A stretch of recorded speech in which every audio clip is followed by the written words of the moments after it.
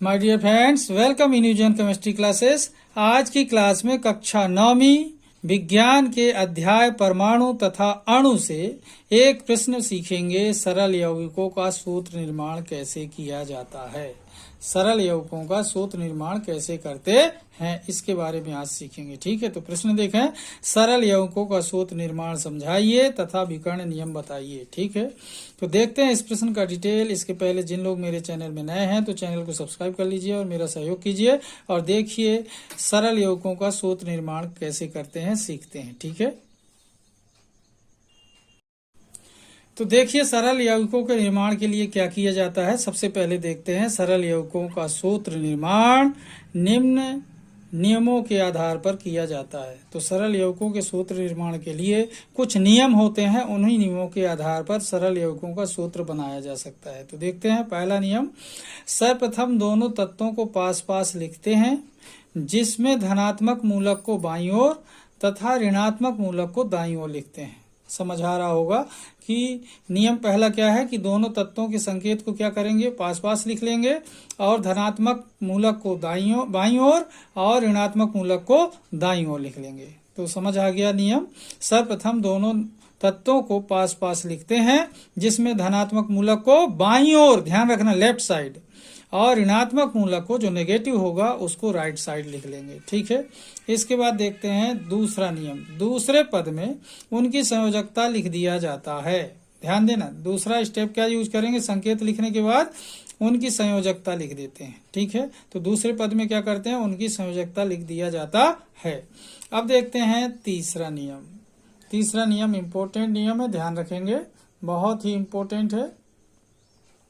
तो देखिए तीसरे नियम में देखें, तीसरे पद में धनात्मक संयोजकता को ऋणात्मक मूलक के नीचे तथा ऋणात्मक मूलक की संयोजकता धनात्मक मूलक के नीचे लिख देते हैं। एक बार फिर से समझना, तीसरे पद में धनात्मक संयोजकता को ऋणात्मक मूलक के नीचे तथा ऋणात्मक मूलक की संयोजकता धनात्मक मूलक के नीचे लिखते हैं।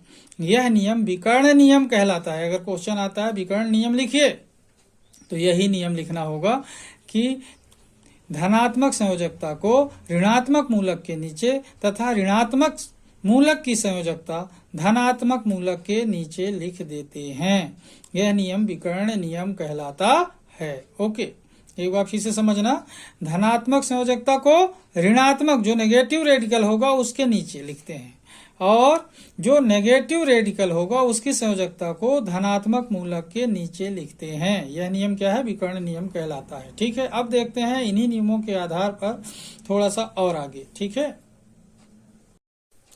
अब देखें फोर्थ नियम क्या है। इस प्रकार विपरीत संयोजकता के साथ परमाणु संकेतों को लिखने पर यौगिक सूत्र बन जाता है। इस प्रकार विपरीत संयोजकता के साथ परमाणु संकेतों को लिखने पर यौगिक सूत्र बन जाता है। ठीक है, अब देखते हैं ये चार नियमों के आधार पर सरल यौगिकों का सूत्र निर्माण करना सीखते हैं। ठीक है, तो देखिए सीखेंगे अपन लोग, वीडियो में बने रहना। तो देखिए फर्स्ट एग्जांपल देखते हैं, सोडियम क्लोराइड का सूत्र निर्माण। देख पा रहे हैं सोडियम क्लोराइड का सूत्र निर्माण। तो यहाँ पर देखें सबसे पहले क्या लिखेंगे, प्रतीक। तो प्रतीक क्या है, Na यानी सोडियम का संकेत और Cl क्लोराइड का संकेत। तो ये प्रतीक चिन्ह हो गए सोडियम क्लोराइड। इसके बाद देखें संयोजकता Na की +1 और Cl की -1 संयोजकता होती है। अब यहाँ पर देखें दोनों के साथ क्रॉस मल्टीप्लाई यहाँ पर दिख रहा है, क्रॉस हो रहा है। तो सूत्र देखें कैसे बनेगा। यहाँ पर देखें Na की संयोजकता के Na के साथ इसकी संयोजकता 1 है तो Na को एक बार ले लेंगे और Cl लिखेंगे, Cl भी 1 है संयोजकता Na की, तो Na को भी Na की संयोजकता के आधार पर Cl को भी एक बार ले लेंगे। मतलब दोनों की संयोजकता 1-1 है तो दोनों को 1-1 ले लेंगे। तो ये सूत्र बन जाएगा सोडियम क्लोराइड का। क्या हो जाएगा, सोडियम क्लोराइड NaCl। क्या समझ आया, प्रतीक चिन्ह, फिर संयोजकता +1 -1, फिर इसके बाद सूत्र। तो Na को कितना लेंगे, जितना Cl की संयोजकता कितनी है 1, तो Na को एक बार ले लेंगे। फिर Cl को कितना लेंगे, जितना Na की संयोजकता है कितनी है 1, तो इसको भी एक बार ले लेंगे। तो सूत्र बन गया NaCl सोडियम क्लोराइड। दूसरा देखेंगे अपन, जल का सूत्र निर्माण। जल का सूत्र निर्माण। तो सबसे पहले जल में देखें क्या क्या होते हैं, प्रतीक देखें, हाइड्रोजन होता है, ऑक्सीजन होता है, हाइड्रोजन एंड ऑक्सीजन, ये देख रहे हैं, हाइड्रोजन होता है और ऑक्सीजन होता है। फिर संयोजकता देखिए, हाइड्रोजन की संयोजकता 1 होती है प्लस की, ऑक्सीजन की संयोजकता 2 होती है माइनस की। अब सूत्र कैसे लिखेंगे देखें, हाइड्रोजन को लिखेंगे ऑक्सीजन की संयोजकता के बराबर, तो हाइड्रोजन को कितने बार लिखेंगे ऑक्सीजन की संयोजकता के बराबर, 2, क्योंकि ऑक्सीजन की संयोजकता कितनी है, 2 है, तो इसको कितना लिख लेंगे, 2 टाइम H2। फिर ऑक्सीजन लिखेंगे तो ऑक्सीजन को कितना लिखेंगे, हाइड्रोजन की संयोजकता के बराबर, तो हाइड्रोजन की संयोजकता कितनी है, 1, तो ऑक्सीजन को 1 टाइम लिख लेंगे।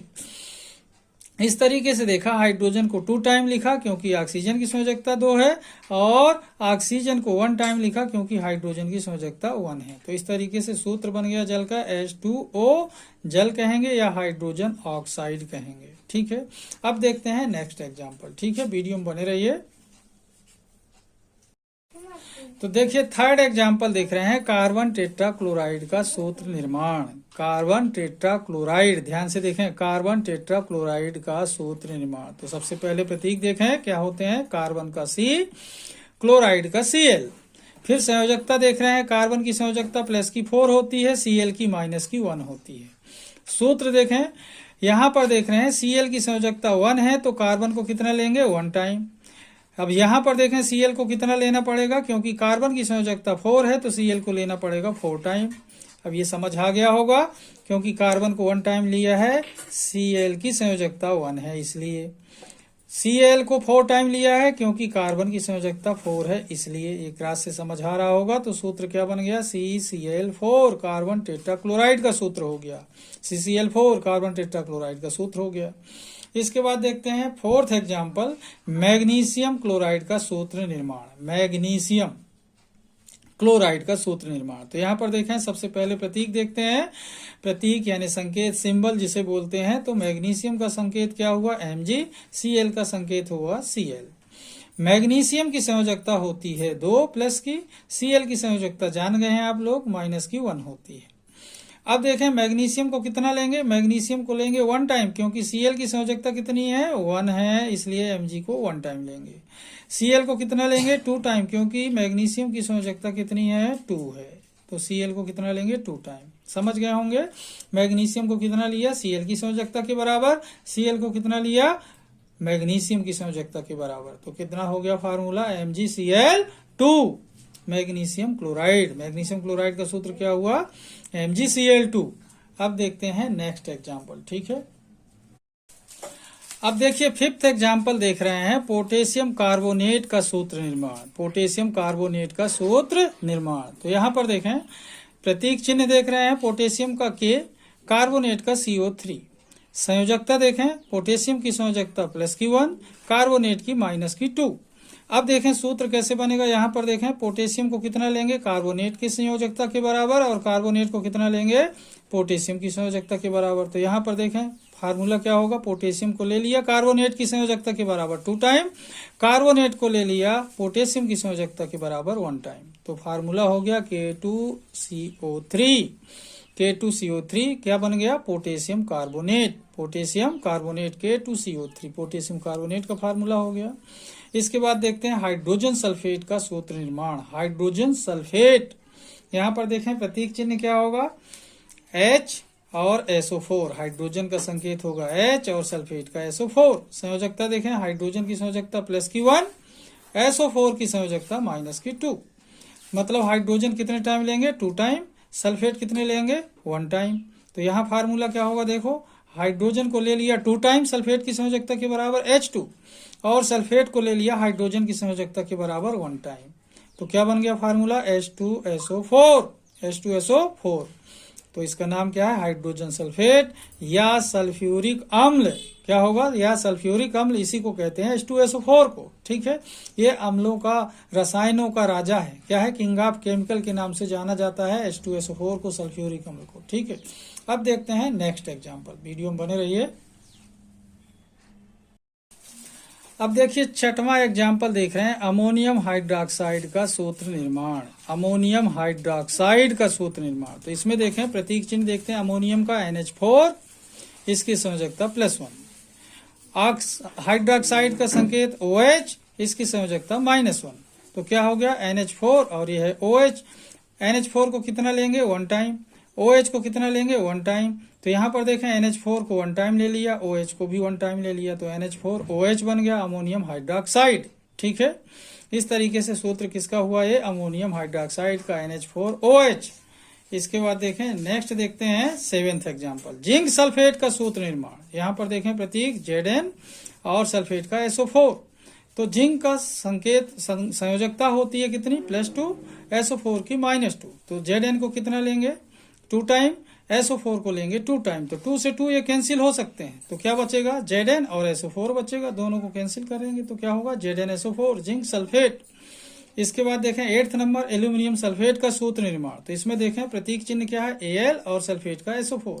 Al की संयोजकता 3 मतलब SO4 को 3 टाइम लेंगे, और SO4 की संयोजकता 2 मतलब Al को 2 टाइम लेंगे। तो यहाँ पर देखें Al को 2 टाइम ले लिया, SO4 को 3 टाइम ले लिया, तो Al2SO4 Al2SO4 बन गया एल्यूमिनियम सल्फेट। इस तरीके से देखा आपने सूत्र निर्माण कैसे किए जाते हैं, विकर्ण नियम क्या है, सूत्र निर्माण के नियम क्या हैं, ये सब चीजें आपको इस वीडियो में हिंदी माध्यम में समझाई गई हैं। वीडियो को जरूर देखिए और सीखिए, आपको बहुत उपयोगी है।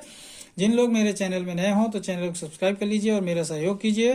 तब तक के लिए धन्यवाद। जय हिंद, जय भारत।